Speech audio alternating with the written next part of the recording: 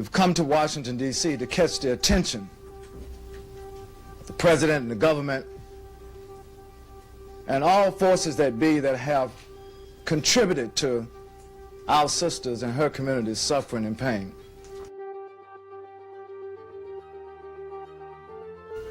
Native American, African American, Hispanic American, and Asian American delegates to the first National People of Color Environmental Leadership Summit will be arriving here today from every state in the nation.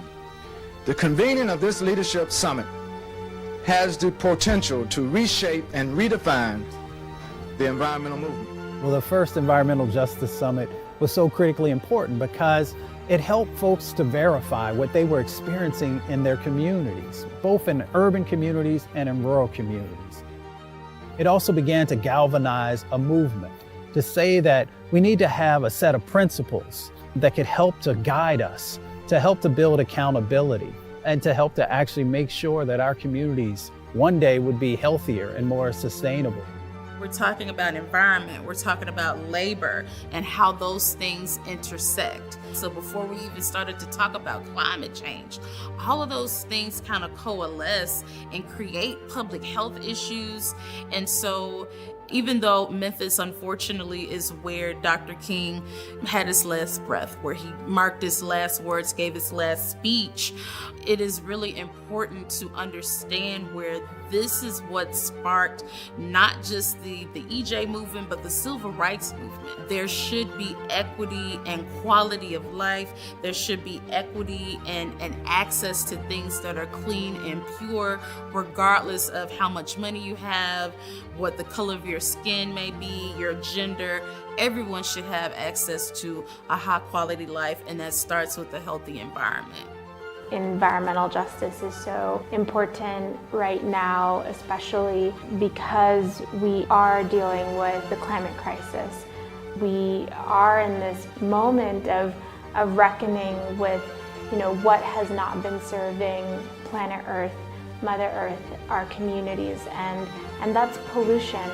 It was when I went to college and I realized that not everyone grew up near a wastewater treatment plant, a bus depot, and Department of Sanitation warehouse. For me, it was common to see people have asthma or lead poisoning when they were young. I realized that that wasn't the norm. All of those events have fueled my commitment to bring the humanity in people, have us understand the value that we all bring to our ecosystem. For us, the issues of the environment do not stand alone by themselves.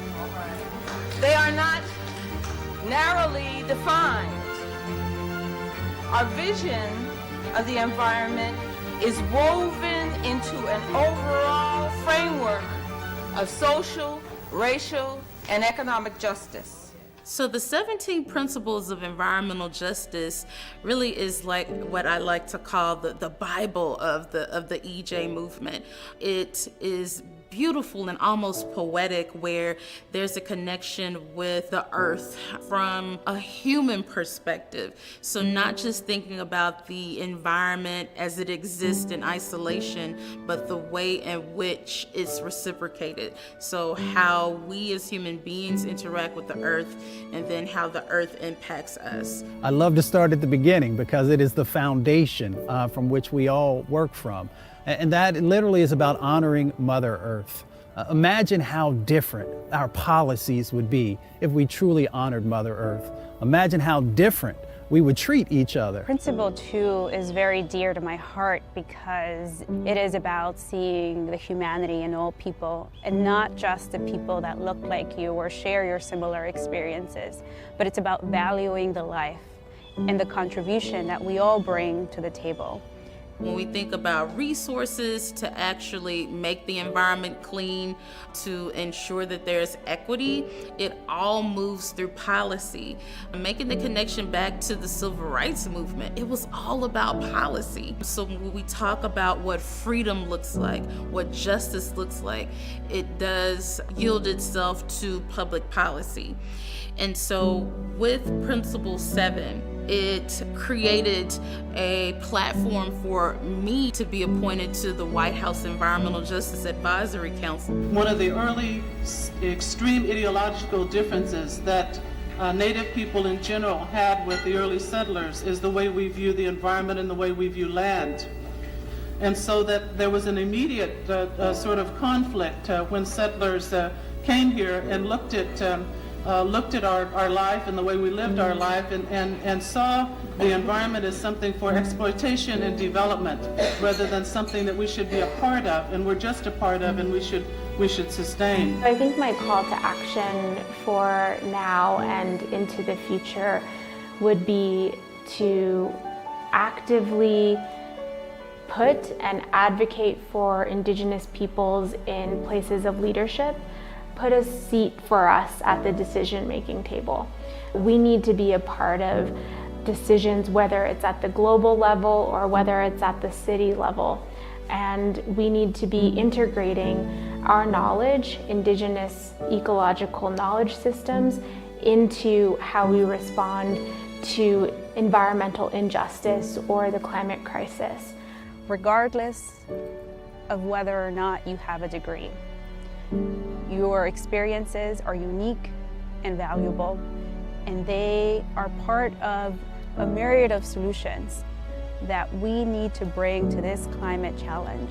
And that is an exciting opportunity that we all should be looking forward to, because never before have we been asked to rethink, redesign systems in order for them to work for our communities. That is why I am so excited for this moment. We get to challenge the systems that have been in place, that have not been designed for us. We know that young people, folks of color, the LGBTQIA community, everyone is coming together to make sure that real change happens. We have to use our power to make sure that we are growing the base, that we're making sure that no one gets left behind.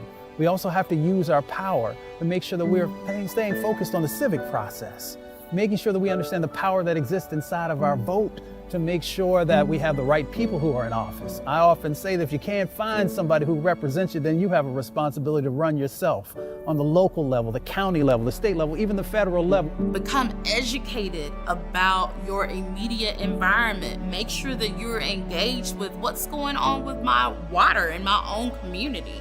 Is my home safe? Is where my children or children that I care for, are they learning in environments that are clean and actually sustainable for their learning? So the first thing is to start with self. So how are you showing up in the environment, and how is the environment impacting you?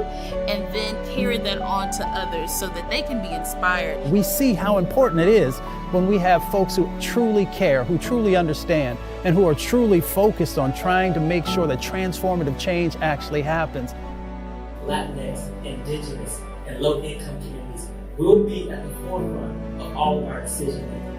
And we will fight to ensure that every child in the United States of America can safely drink from the faucet, inhale a full breath of clean, fresh air, and play outdoors without the risk of environmental hazard and harm. If there were ever a moment in time where we could break the pattern of environmental justice that has long plagued this country, I believe that that moment is right now.